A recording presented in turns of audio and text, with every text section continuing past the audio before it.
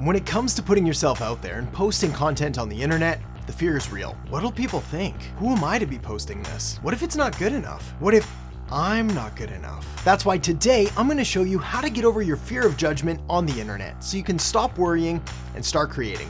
Let's get to it.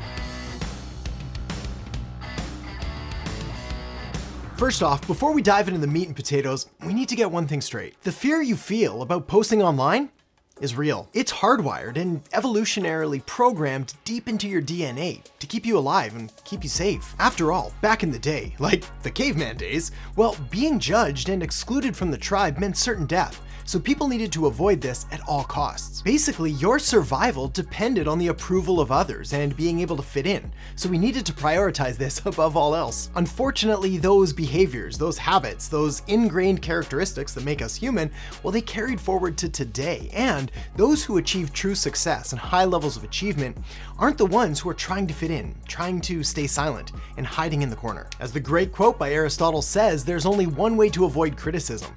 Do nothing, say nothing, and be nothing. And that's not what you want, especially if you want to achieve great things. This is why it's incredibly important for you to understand that you, me, pretty much everybody when they're first getting started feels the fear, feels the apprehension and the anxiety before creating content and putting it out there. But the truly successful ones are the ones who found a way to overcome this fear. After all, a ship in harbor is safe, but that's not what ships are built for. So the first step to help you overcome this fear of judgment and really putting yourself out there is to change the perception and the frame for who you're doing this all for in the first place. You see, one of the biggest reasons that most people feel that fear and anxiety and apprehension about putting stuff out there is because they're making it all about them. And they're letting that fear of judgment stop them from doing what they're really meant to do, which is help people. This is why one of the most important shifts that you can make in your perception and the way that you produce and create and distribute your content is change the perception from this is content that I'm creating for me to this is content that I'm creating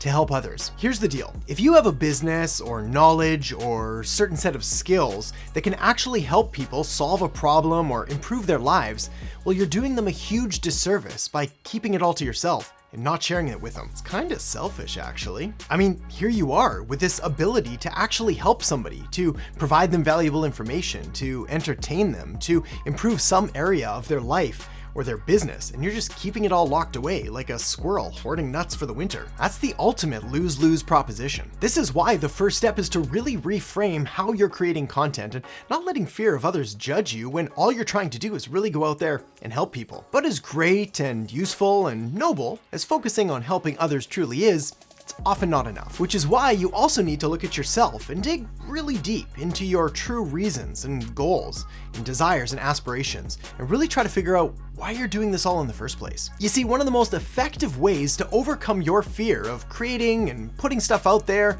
and getting judged for it is to remind yourself of the importance and the reasons why behind why you're doing this all in the first place. Are you trying to build something important? Are you trying to make the world a better place? Are you doing this so you can provide for yourself or for your family? Or do you have the dream and the desire to make enough money to one day be financially free? All of these answers are perfectly fine. But the important thing is that you tap into the one that matters the most to you. Not me, not your friends, not your mom, not that guy, but you. After all, it's hard to be motivated and to put yourself out there when you just don't really care. This is why you really need to dive deep into yourself, your personality, your goals, and what you're trying to achieve, and make sure that you're actually working on and towards something that's meaningful and deeply important to you. There's a great quote by Nietzsche that goes, "He who has a why to live for can bear almost anyhow." Now, we're not here to contemplate the meaning of values and their significance to human existence, but the quote still works. Basically, if your why and your reasons for doing something are strong enough, you'll find a way to get over it and to make it work. All right, it's time to address the elephant in the room: haters. Haters are the people that content creators and business owners and entrepreneurs claim that they're afraid of, and are the reason that they're not posting their stuff for fear of getting rude or nasty or mean comments back. Which is why I have some very good news that you're probably going to be pretty happy to hear. When someone posts mean stuff on your content, it has less to do with you and pretty much everything to do with them. You see, haters or trolls or just mean people in general, well, they're hurting on the inside. And this next part is really important, so pay close attention. Here's the truth. Successful people don't leave hate comments. It's only those who are in a pretty bad and pretty negative space that take the time and energy out of their day to go and try to drag you down to their level. Misery does love company after all. So the best thing you can do when it comes to haters is really just to ignore it and then move on, and to get back to serving the people that you really want to serve. Perhaps my favorite saying though when it comes to this is people who say it cannot be done should not interrupt those who are doing it. You got this. There's a great book by Susan Jeffers, aptly titled Feel the Fear and Do It Anyway, that sums up this next point perfectly. As I've already covered, fear is normal, especially when you're first getting started and putting your first stuff out there. But as Mark Twain said, courage is not the absence of fear, it is acting in spite of it. This is why sometimes you just gotta get it done. Or, as Jim Rohn says, we must all suffer from one of two pains, the pain of discipline or the pain of regret. The difference is discipline weighs ounces, while regret weighs tons. In fact, in her piece on Regrets of the Dying, Bronnie Ware uncovered that the top regret of dying people was that, I wish I'd had the courage to live a life true to myself, not the life that others expected of me. I think about this quote a lot. Basically, every time that fear of judgment or fear of perfectionism starts to creep in, I just remember that. Life's short. You've got something to say.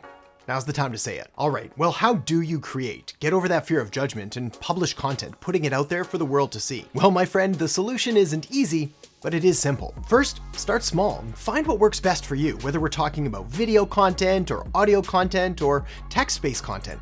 There's something there that you're gonna find a little easier and a little more natural to do. So start there. Next, if you're just getting started, well, you have the benefit of a smaller audience to create content for, which means you don't need to create something and put it out to thousands or hundreds of thousands or millions of people. You can start with a small list or a small social media following or even your friends and family. Although honestly, they're often the ones people fear most. Next, you may need to remind yourself, and maybe even daily, about the reasons and the why behind why it is that you're doing what you're doing. There's no wrong answer here. Whatever's true for you and whatever drives you and allows you to get the courage to act in spite of the fear, that's perfect. Next, it's time to take advice from Sir Richard Branson himself and from his book, Screw It, Let's Do It, which is a fun, short, easy to read book that emphasizes the importance and the value of, well, just doing it. Of course, having a strategy and a plan to follow makes all of this that much more effective and a whole lot more easier and enjoyable. This is why the next thing you're going to want to do is check out the video I have linked up right here on how to create a marketing plan. So make sure to check that out now, and I'll see you in the next episode. Market. No matter what kind of business or product or service that you're offering or selling or whatever kind of marketing campaign you're hoping to create, it always starts with the market. In fact, market is so important that it's baked right into the word marketing itself. See, there it is.